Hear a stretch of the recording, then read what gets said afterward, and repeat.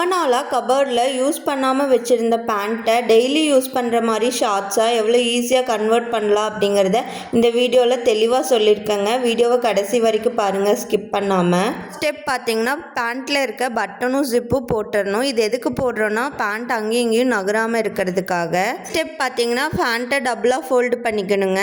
Already ஒரு அளவு shorts எடுத்து அதில் இருக்க அளவை மெஷர் பண்ணி எடுத்துக்கிட்டேன். அளவு ஷார்ட்ஸோட மெஷர்மெண்ட் பார்த்தீங்கன்னா 20 இன்ச்சஸ் வருது. 20 இன்ச்சஸ்க்கு ஒரு ஸ்கேல் வச்சு லைன் போட்டு எடுத்துக்கலாங்க. லைனில் இருந்து 1 இன்ச்சஸ் மார்க் பண்ணுறேன். அந்த 1 இன்ச்சஸ்லேருந்து 1.5 இன்ச்சஸ் மார்க் பண்ணி லைன் போட்டு எடுத்துக்கிறேன். அதோட அளவு ஷார்ட்ஸோட லென்த் பார்த்தீங்கன்னா 20 இன்ச்சஸ். பட் அது பழைய ஷார்ட்ஸுங்கிறங்காட்டிக்கு கொஞ்சம் மேலே போன மாதிரி ஃபீல் ஆச்சுன்னு சொன்னாங்க. அதனால் நான் 1 இன்ச்சஸ் எக்ஸ்ட்ரா வச்சு மார்க் பண்ணியிருக்கேன். எனக்கு தேவையான ஷார்ட்ஸோட லென்த் பார்த்தீங்கன்னா 21 இன்ச்சஸ். நான் கீழே மார்க் பண்ணியிருக்க 1.5 இன்ச்சஸ்க்குள்ளே தான் நான் லென்த்தை வந்து மடித்து அடிக்கிற மாதிரி இருக்கும். ஷார்ட்ஸோட லென்த் 20 இன்ச்சஸ் போது, எக்ஸ்ட்ரா எதுவும் விட தேவையில்லை. அப்படின்னா 20 + 1.5 மடித்து தைக்கிறதுக்கு விட்டால் போதுங்க. கிளாத்தை ஸ்டிச் பண்ணாலும் அதுக்கான த்ரெட் கலர் பர்ஃபெக்டாக இருந்தால் மட்டும்தாங்க அந்த கிளாத்தோட ஃபினிஷிங் பர்ஃபெக்டாக வருங்க. இந்த கலரை போட்டு அடிக்கிறப்போ நீங்கள் என்ன தான் நீட்டாக அடித்தாலுமே அதுக்கான ஃபினிஷிங் கண்டிப்பாக கிடைக்கவே கிடைக்காதுங்க. பண்ண கிளாத்தில் பாட்டம் சைடு 1.5 இன்ச் மார்க் பண்ணி ஒரு லைன் போட்டு எடுத்துக்கலாங்க. சேம் ஃப்ரண்ட் சைடு நீங்கள் 1.5 இன்ச் மார்க் பண்ண மாதிரியே பேக் சைடும் 1.5 இன்ச் மார்க் பண்ணி எடுத்துக்கணுங்க. இருந்தாலும் சரி, எக்ஸ்பீரியன்ஸாக இருந்தாலும் சரிங்க, இந்த மாதிரி மெஷர்மெண்ட் எடுத்து லைன் போட்டு அடிக்கிறப்போ அதுக்கான ஃபினிஷிங் சூப்பராக இருக்குங்க. இந்த 1.5 இன்ச்சை கிளாத்துக்கு கெட்ட பக்கம், அதாவது உள் சைடையும் மார்க் பண்ணி எடுத்துக்கலாம். இந்த மாதிரி மார்க் பண்ணி அடிக்கும்போது நம்ம அந்த லைன்லேயே அடிச்சுட்டு வருவோம். சப்போஸ் லைனை கிராஸ் ஆகும்போது நம்மளுக்கான ஒரு இண்டிகேஷன் வந்துடும் ராங்காக போகுதுன்னு சொல்லிட்டு. மார்க் பண்ணதுக்கப்புறம் பாட்டம் சைடு 1/4 இன்ச்சுக்கு சுற்றியும் ஒரு தையல் போட்டு எடுத்துக்கலாம்.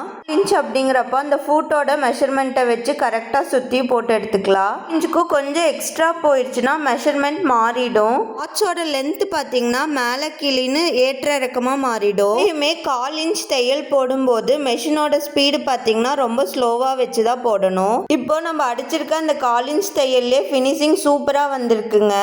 தையலுக்கு அப்புறம் நம்ம சுற்றியும் 1.5 இன்ச்சுக்கு லைன் போட்டு எடுத்திருப்போம். அந்த லைன்லேயே மடித்து ஓர தையல் போட்டு எடுத்துக்கணுங்க.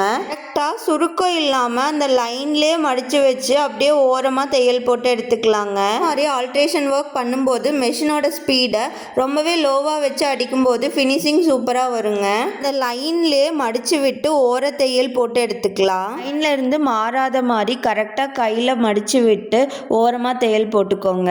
நீட்டாக வரணும் அப்படின்னா கொஞ்சம் பொறுமையாக அடிக்கிறது ரொம்ப நல்லதுங்க. இதாக மட்டும் அடிச்சிங்கன்னா ஃபுல்லாக கொலாப்ஸ் ஆகிடுங்க. மெஷின் யூஸ் பண்ணுறீங்கன்னா ஜீன்ஸ் பேண்ட்டுக்கான நீடில் சேஞ்ச் பண்ணிவிட்டு அடிக்கிறது ரொம்பவே நல்லது. இல்லைன்னா நீடில் உடஞ்சி போயிடும். சுற்றியும் ஓர தையல் மட்டும்தான் போட்டு எடுத்துக்கணும். 1/4 இன்ச்சுக்கு தையல் போடக்கூடாது.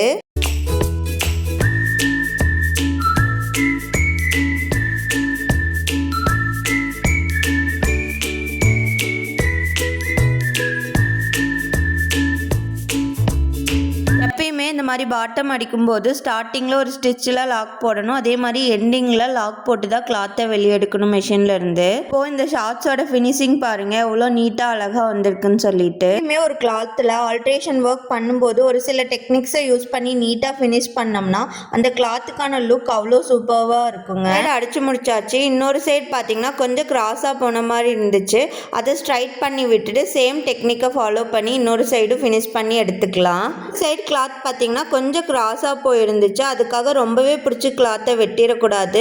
மெஷர்மெண்ட் சுத்தமாக மாறிடும். ஒரு பாயிண்ட் அளவுக்கு ஸ்ட்ரைட் பண்ணி விட்டு எடுத்துக்கலாம். 1.5 இன்ச் லைன் போட்டு ஓரத்தையில் போட்டு ஃபினிஷ் பண்ணி எடுத்தாச்சுங்க. ஃபைனல் லுக் இப்படி தான் வந்திருக்கு. இந்த மாதிரி வீடியோஸ் வேணும்னா என் சேனலை சப்ஸ்கிரைப் பண்ணி வச்சுக்கோங்க.